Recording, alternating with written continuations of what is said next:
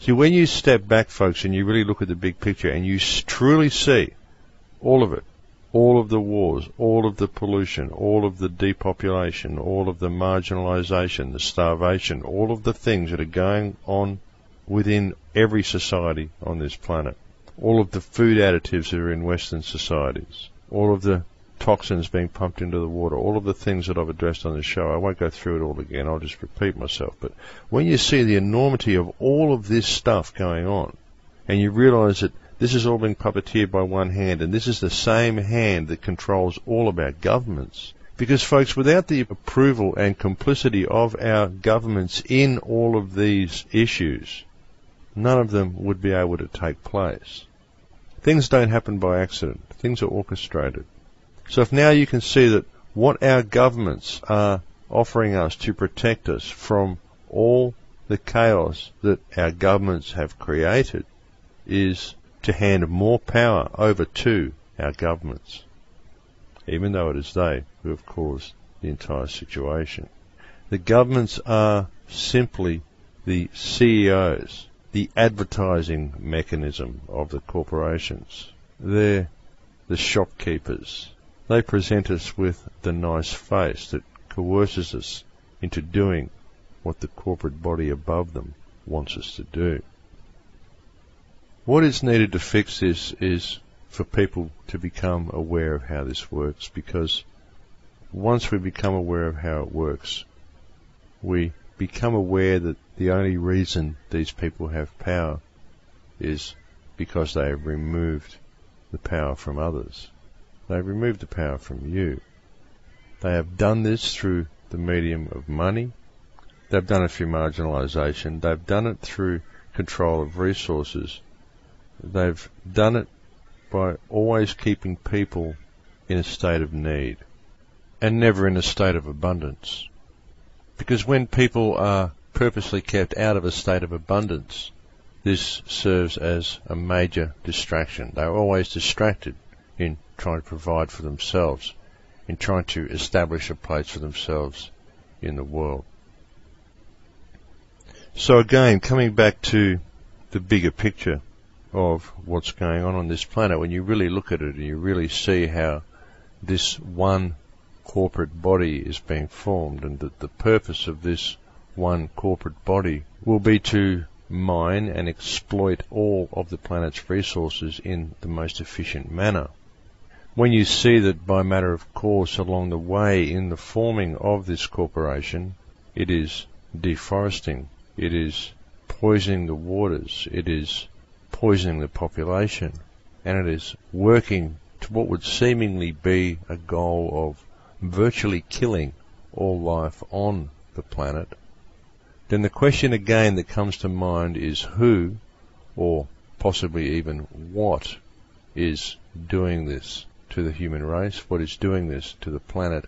What section of life on this planet could possibly benefit from the killing of all indigenous life on this planet by the total destruction of the food chain, by the complete pollution of the oceans, and by the strip mining of every resource the planet has? That really is the question, folks. Is this simply false ego that is doing this out of a need to protect itself from some invisible foe, some mythical sense of fear that invades the persona? Or is something else going on here, something much deeper? There have been a lot of people that have attempted to address this issue. There have been people that talk about alien races that are here, that are strip mining the planet.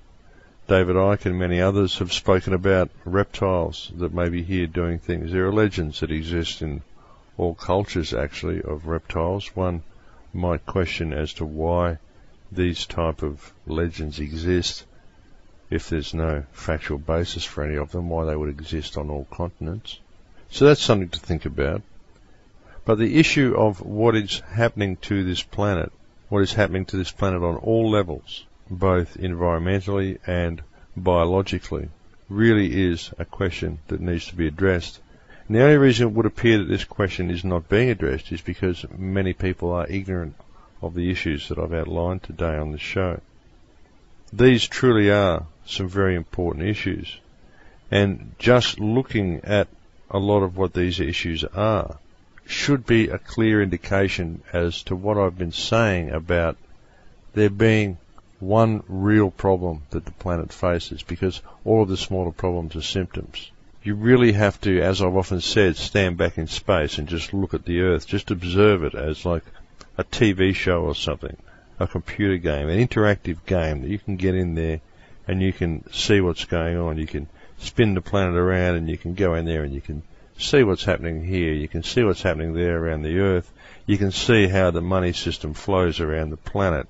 You can see that all of this money system is controlled by a central banking system, and that all the people on the planet are kept busy basically hurting the planet and hurting each other and being completely distracted from everything that's going on around them, while the planet around them is being polluted, strip-mined and depopulated on all levels. It isn't just people that are being depopulated.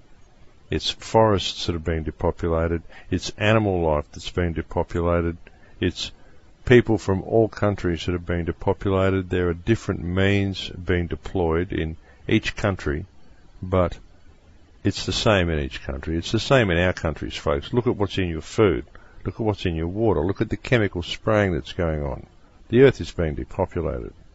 It's happening right before our eyes. And the methods that are being used to do it are not methods that would suggest that this is being done by other human beings. And I know that sounds bizarre, but really when you look at it, or there could be deeper and darker reasons as to what is actually going on here. But something's definitely going on. And the failure of humanity to acknowledge that all this is going on around them is one of the biggest problems that is allowing this situation to be perpetuated. We could sit here and speculate endlessly all day as to what's going on. We could speculate that it's reptilians, we could speculate that it's ourselves, we could speculate that it's simply a result of the psychic parasite that I often talk about, the psychic parasite that Ben Stewart mentions in his film Chromatica. But all we can really do, folks, is speculate on all of this. So rather than speculate on who or what is doing this, what we need to do to address the issue is to first acknowledge that it's being done, and to get society as a whole to acknowledge that this is being done, to acknowledge that this activity is happening all around them, and to acknowledge that it's us, we the workers, we the people who support the system, that are allowing the perpetuation of this activity. Even if the Earth is being strip-mined, how's it happening? Well, it's because the workers are going down there in the mines and they're pulling the stuff out. What if they were to stop?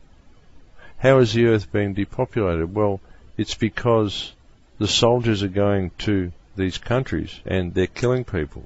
Sure, it's being puppeteered by the elite, but it's the soldiers that are doing it.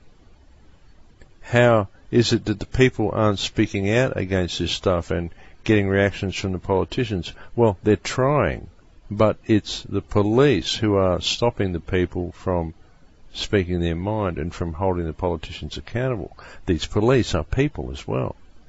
You see, it is us who holds the system up on all levels, folks. All of the damage that is being done may be being puppeteered by a hand at the top, but ultimately it is us, we the people, that are supporting the system by complying with their regulations, by asking how high whenever these people say jump. I've said before, it is not us who is pulling the strings, but it is our allowance to be those strings and to allow ourselves to be pulled. That's the problem. We need to start helping each other. We need to start helping each other on a humanitarian level, rather than worrying about what sort of orders are shouted to us, what sort of laws and regulations are handed to us to uphold. We need to look at these laws and regulations and appraise them for their validity, appraise them for their justice upon humanity. Are these laws, are these rules and regulations of benefit to humanity, of benefit to the planet? Are they of benefit to life, justice and freedom for all? Is that what this law and this regulation is preserving? If it isn't, then it's an unjust law and it needs to be disregarded. And the person who tried to enact it needs to have a little slap on the wrist and be told that he isn't allowed to attempt to enact any more of these type of laws. All laws should be put in place in a state of empathy. All actions should be carried out in a state of empathy. When you look at another person, if you can understand that that person is simply another frequency of yourself, and always act in empathy towards that person, the whole system breaks down. All of the problems that humanity faces goes away. All of the starvation, all of the homelessness, all of the wars, all of the exploitation of the planet, the exploitation of each other, it all goes away simply by acting always out of empathy.